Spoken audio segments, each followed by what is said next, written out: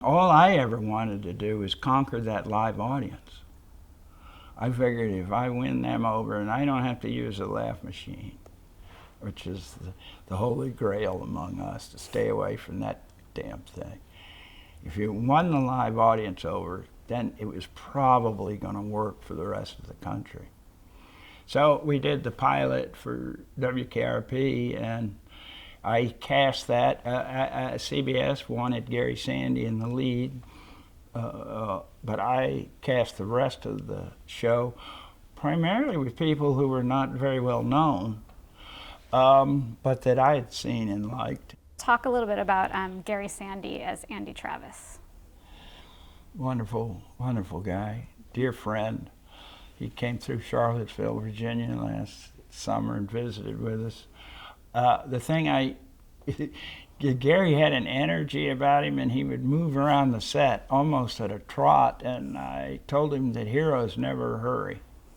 And that was the biggest gripe he and I had, because he was full of energy and he would move, and I don't know where I got that, but I knew that I'd never seen John Wayne rush over, and he was, playing that guy. The others, Lonnie Anderson had never done comedy. She was rock solid. I never had to rewrite a line for Lonnie. She just was great. She wouldn't let me. Sometimes I went too far. I had her say one time, "Bring me the head of Farrah Fawcett Major," and she said, "Are you mad? Have you lost your mind? I'm not going to say that on television." She was really right, but she was awfully good. And I'll tell you, the other thing is, after they do about 3 shows, they're sort of following my lead. The writing is telling them what to do, and then they inhabit the part, and now they become that character, and the writers chase them. There's a nice little switch there. Gordon Jemp, who played the big guy, Mr. Carlson. One of the nicest men that ever lived. Great guy. Very funny. He was big, comedically big, and my tendency is usually to say a little less big, but I only did that a couple of times with Gordon. And Gordon, sometimes, Gordon was the adult on board. He was the oldest of the actors and of the writers, and I think sometimes he would just say, let's stop. There would be some altercations and arguments, and I had a terrible time getting people to come to work on time. I bought them all Timex watches once.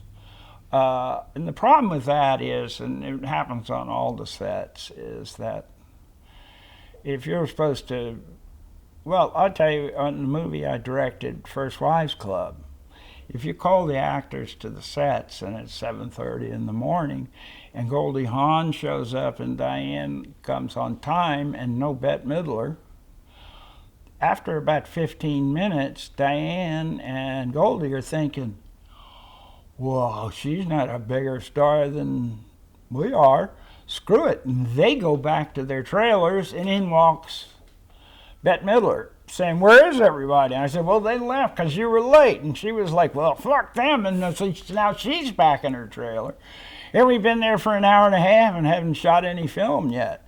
That's what I meant about everybody being on time, because if you're late, you're kind of saying, "Well, I'm more important than you are." And we had a very we had a lot of equality on our set. We actually didn't kind of have a lead. Gary was happy that the thing was becoming a gang comedy. Frank Bonner as Herb Tarlick. Frank Bonner is another man I just love. He's such a good guy. And he was great at Herb. And he and Richard, they were the glue. Richard Sanders. I mean, Lonnie was getting all the magazine covers, And Howard was even getting write-ups in Rolling Stone, and he was invited to host Saturday Night Live. But it was Herb and Les that were the most dysfunctional and therefore funniest characters. And they were just beauts to write for. I loved them to death. You know, and then the problem was everybody said, wow, what a cast, and they're all going to have big careers. But, you know, like Frank told me later, he said everybody wants a Herb Tarlek-like guy, but they don't want Herb Tarlek. That happens to a lot of character actors. He later went on and directed quite a few sitcoms, and he was good. I let a lot of the actors direct Wkrp. Tim Reed directed one. Frank directed. No, Tim directed more than one. Frank directed. I think Howard directed.